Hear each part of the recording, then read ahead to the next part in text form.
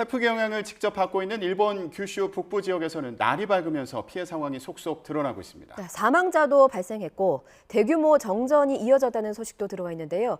특파원 연결해서 알아보겠습니다. 이경화 특파원. 네, 후쿠오카 하카다항에 나와 있습니다. 네, 지금 하늘이 굉장히 흐려 보이는데 지금 피해 상황 어떻게 나타났습니까? 네, 어제부터 영향을 미친 이번 태풍으로 인해서 현재까지 사망자가 2명, 그리고 부상자도 발생했다고 현지 언론들은 전하고 있습니다.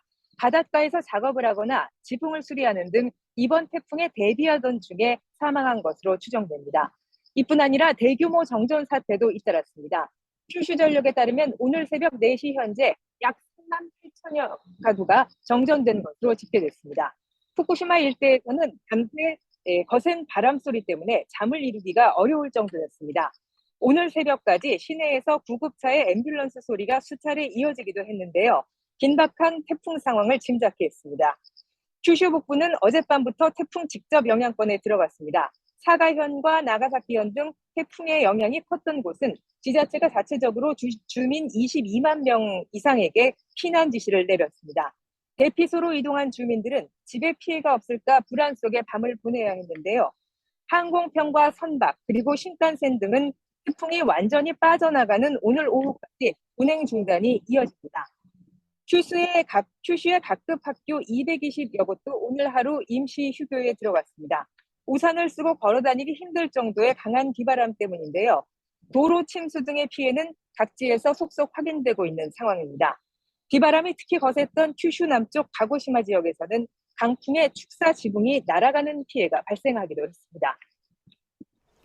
오늘 오전까지 태풍 영향이 이어질 전망인데요. 앞으로의 기상 상황 어떻게 예보되어 있습니까? 네, 태풍은 어제보다 훨씬 빠른 속도로 북상하고 있습니다. 일본 기상청은 현재 시간당 45km의 속도로 태풍이 이동하고 있다고 발표했는데요. 큐슈 북부뿐 아니라 인접한 야마구치 그리고 이보다 더 남쪽에 있는 시코쿠까지 강한 비바람이 이어질 전망입니다. 오늘 밤까지 하루 동안 시코쿠 지역에는 300mm, 큐슈에는 200mm의 비가 내릴 것으로 예보됐습니다. 띠 모양의 비구름이 많은 비를 뿌리는 이른바 선상강수대가 나타날 수도 있다고 기상청은 보고 있습니다. 바다에서는 최고 10m의 높은 파도가 일 것으로 전망됩니다. 이번 태풍은 특히 바람의 위력이 대단히 강했는데요. 큐슈 북부에는 순간 최대 풍속이 초당 50m에 이를 것으로 나타났습니다. 이 정도면 전신주가 쓰러질 정도의 위력입니다.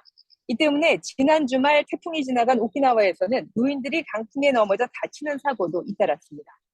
재해당국은 태풍이 빠져나갈 때까지는 안전한 곳에 머물러 있는 것을 주민들에게 당부하고 있습니다. 이뿐 아니라 태풍이 지난 뒤에도 산사태 등 추가 피해에 대해 경계를 늦추지 않고 있는 상황입니다. 세력은 다소 약해지겠지만 태풍의 북상은 계속될 것으로 예상되는데요. 내일은 북쪽 홋카이도에도 강한 바람이 일 것으로 보입니다. 지금까지 후쿠오카 하카다항에서 YTN 이경화입니다.